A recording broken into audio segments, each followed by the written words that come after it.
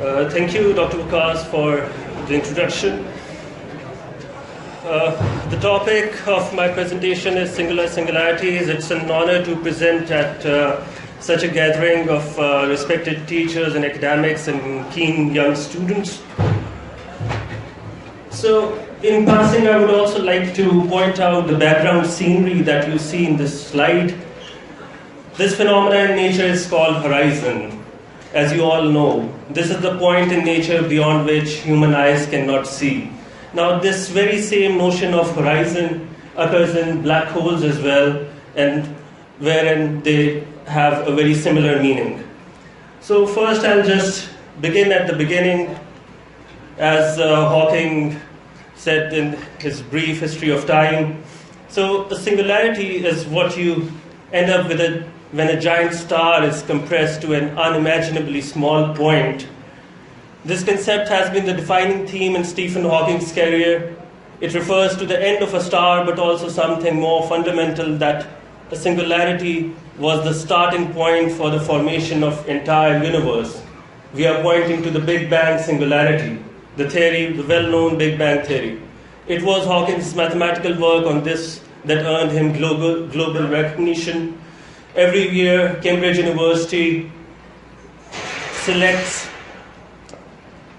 from their mathematics department some candidate for the Adams Prize. Adams Prize was also, by the way, won by Abdus Salam and was won by Stephen Hawking as well in probably 1965.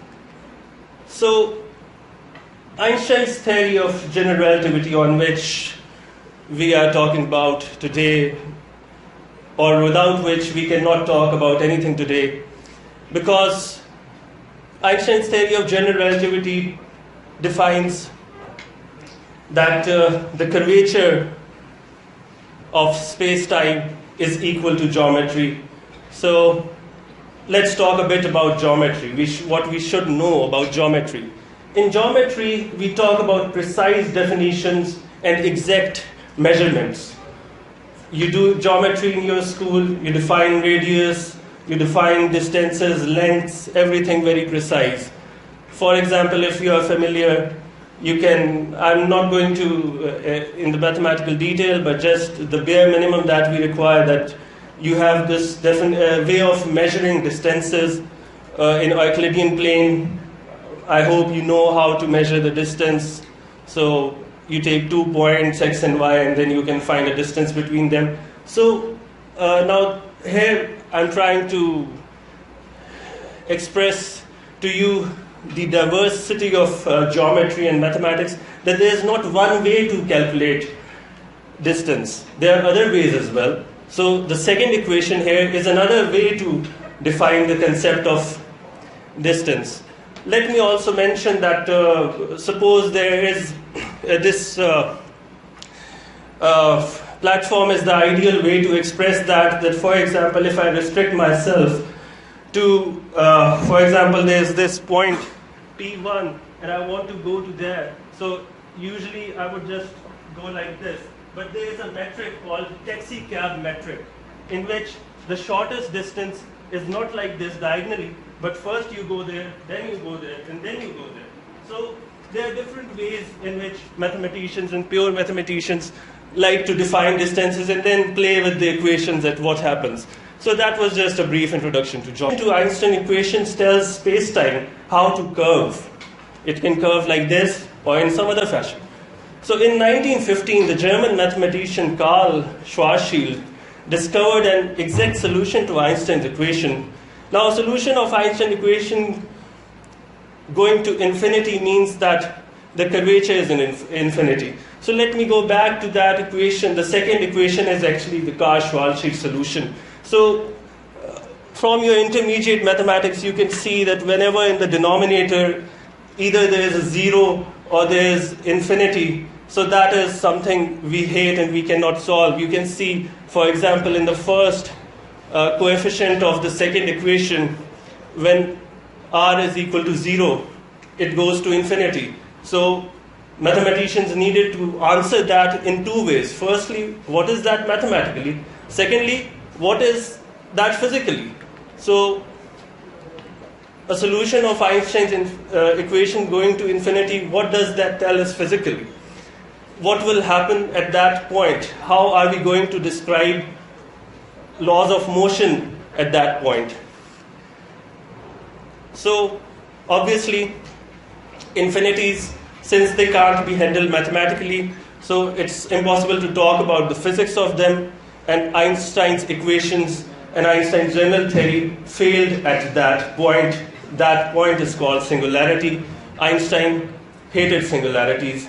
Einstein disliked the solution of Karl Schwarzschild. He did not talk about that, and nobody talked about that, and for a long time this area was not, or this case was not reopened. Time went by. Hawking, born in 1942, learned general relativity, began research in 1962.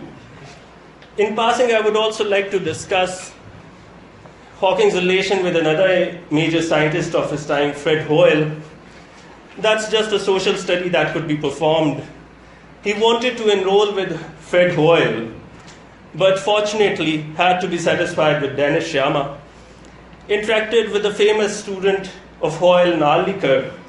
Perhaps he was still, even after being enrolled with Sciama, was interested in what is Hoyle doing after. He went to Narlikar and saw what has Hoyle given him to work, and he actually done Narlikar's work himself and solved what Hoyle had asked him to do, and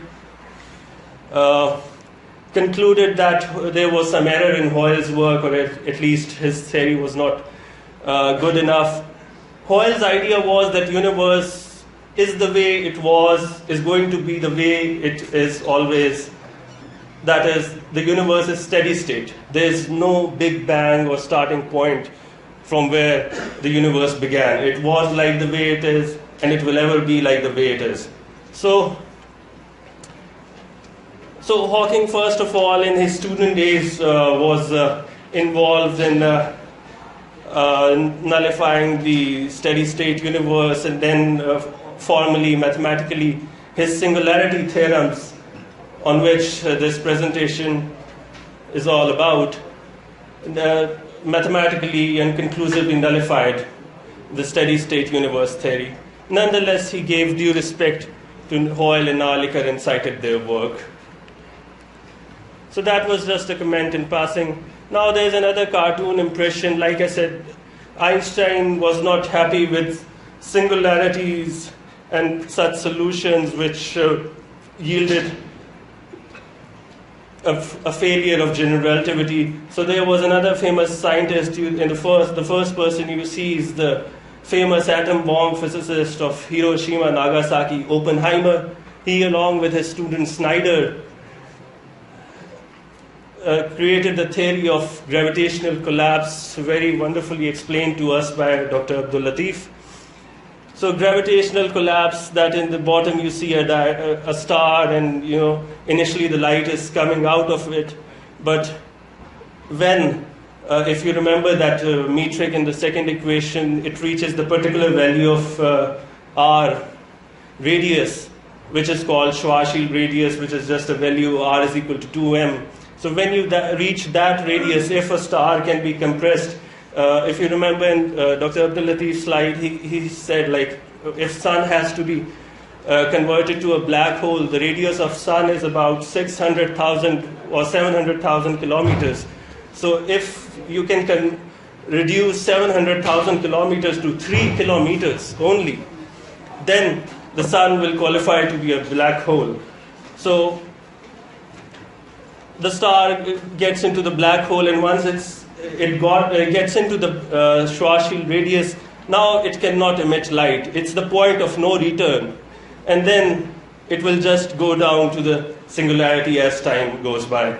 So these were the solutions of Einstein equations that were coming, and which were, like, Einstein's theory was one of its kind, which was predicting its own failures at the point of singularity.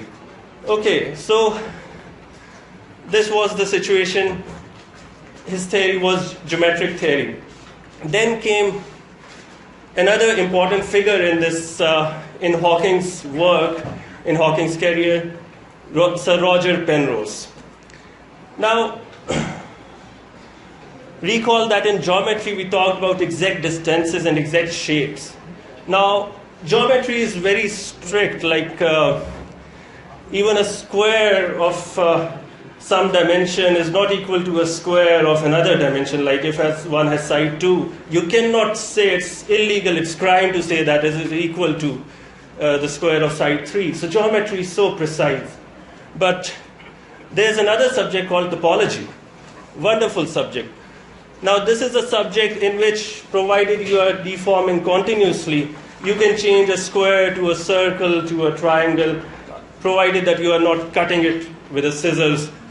So it was this subject that Sir Roger Penrose applied to this discussion of gravitational collapse. So what is the reason behind it? What is the rise in that rate? So because the Oppenheimer Snyder model,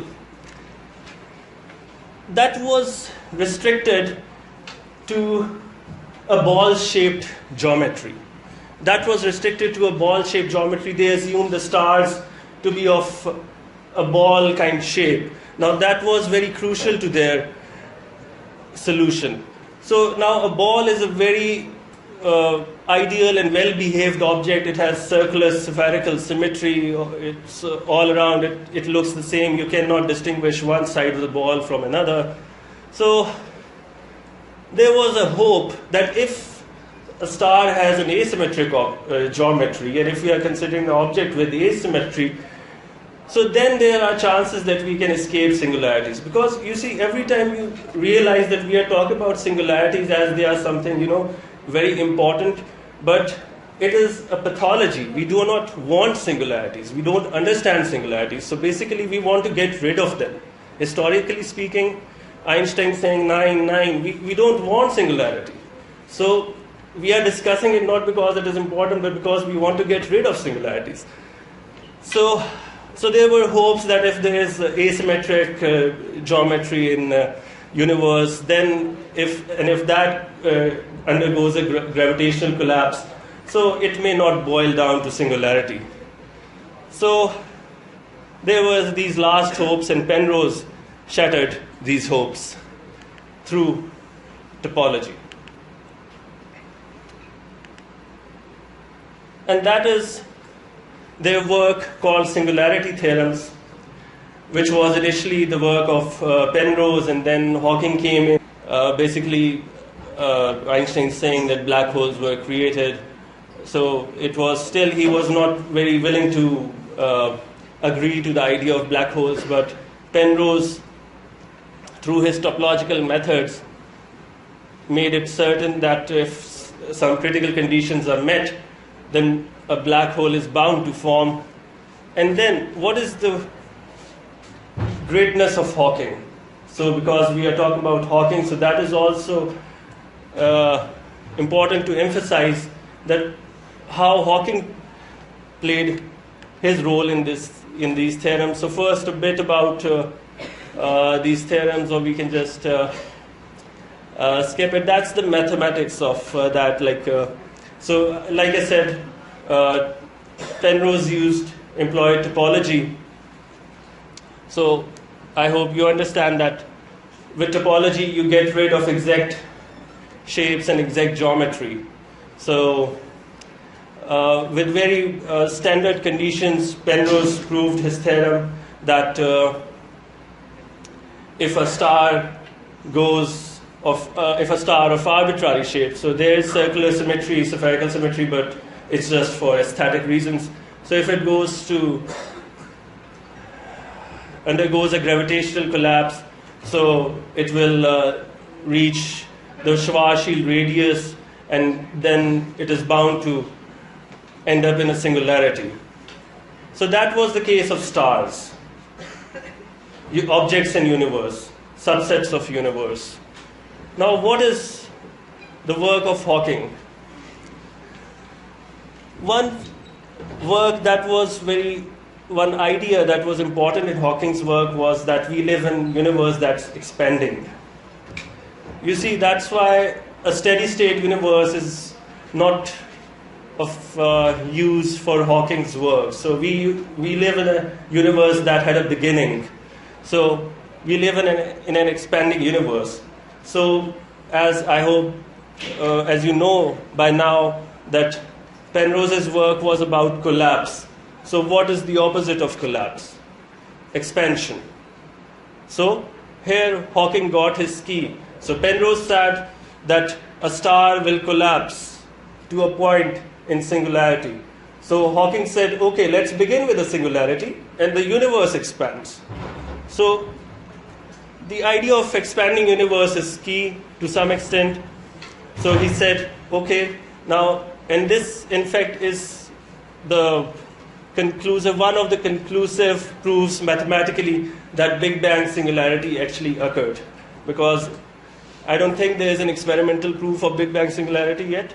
So there are, I guess, but mathematically this was a proof that, okay, if the universe is expanding, so what he did, he reversed the time sense of Penrose's theorem, and he did not end in the singularity, but rather began with it, and he considered not the case of the star, but of the whole universe.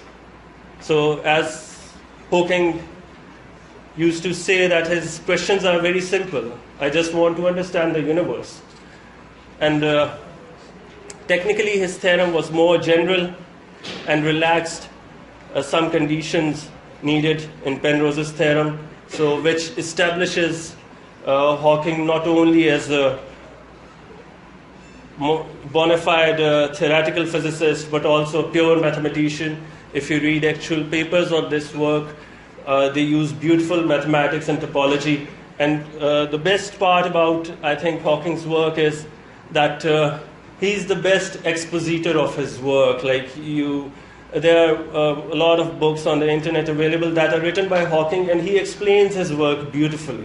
Like, he explains it for the lay person without any equation, and Hawking's work should be read. So there are a very famous series of lectures, Wright lectures. So 2016 they were given by Hawking. So these are some guidances, I guess, which are important, which really explain Hawking, and we should learn from that, and especially like be curious and communicate plainly. If you must read A Brief History of Time, written in such a plain language. So I just end here on an article of another very famous physicist, Freeman Dyson. He wrote about birds and frogs.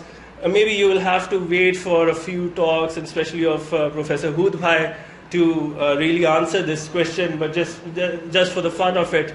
So the idea of birds and frogs is like there's some scientists who are like frogs, perhaps, although I'm not even a frog, but who hop from one area of research to another, doing work in mathematics. Then, like Freeman Dyson himself was a frog. Like he was a pure mathematician. Then he said, "No, I'm not happy. I go to experimental physics or theoretical physics."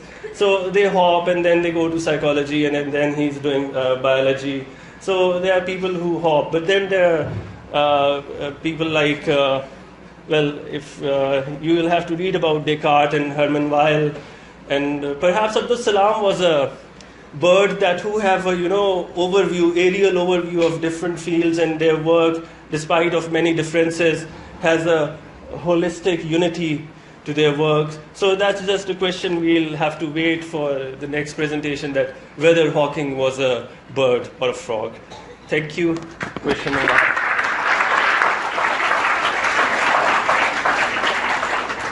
Thank you, Imran. So we have time for 2 or 3 more questions. Okay.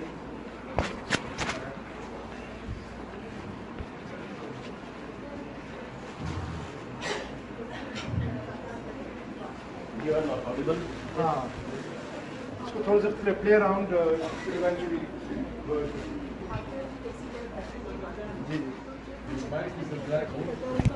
आखिरी postulate जो है किसका? Matric space का हाँ आखिरी postulate है वो satisfy होगा इस मैट्रिक की at this. Okay, so a very specialized question has been asked. I talked about the taxicab metric, and she's asking if it satisfies the fourth axiom of metric spaces. Well, all I can say is that Minkowski was a very significant scientist, and this metric was basically like two famous metrics were created by him. One was of special relativity, the Minkowski metric, the four space time, where we consider space and time in one metric, like we cannot do that in Euclidean metric. So the other was this taxicab metric that was created by Minkowski. So that is a matter of verification. I cannot do the calculations here, but yes, it does fulfill that criteria of metric space. No. Well, that metric defines the space.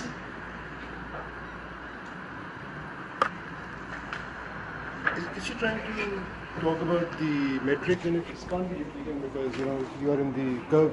Well, we are talking about the taxicab metric, which is a way of measuring distances in which the geodesic is metric, like calculated differently. Okay. Just a moment. Last time.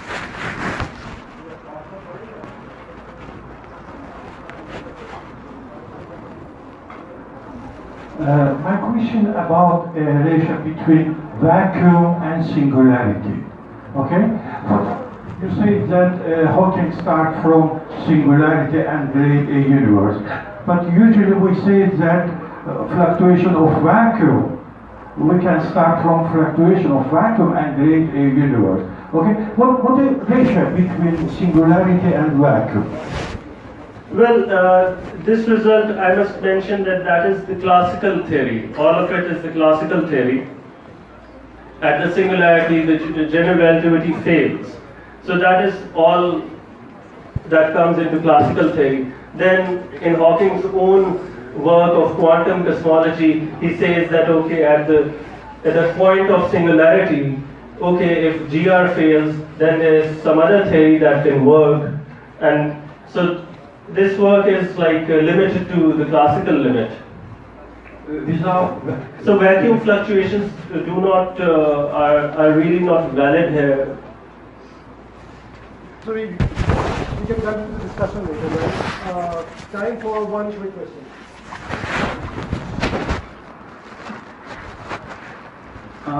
We say that our universe started from a singularity. Then how we can say that we are part of a multiverse? Well,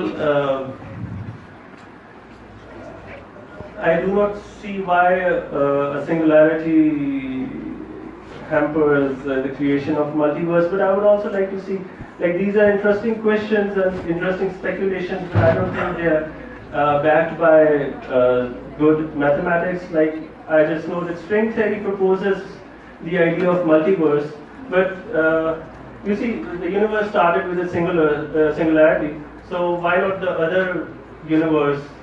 Like, if in multiverse we consider another, at least there are two universes. So to break down your problem, like if we talk about multiverse, so multiverse means that there are at least two or more universes. So take the simplest case of two universes. So they both can start from singularity. So like, because that's a general theory about a universe, about any universe. So I don't see any reason that why a singularity, a universe that begins with a singularity, the other could also begin with a singularity. Okay. Thank you. Next time, speaking. Thank you. Imran,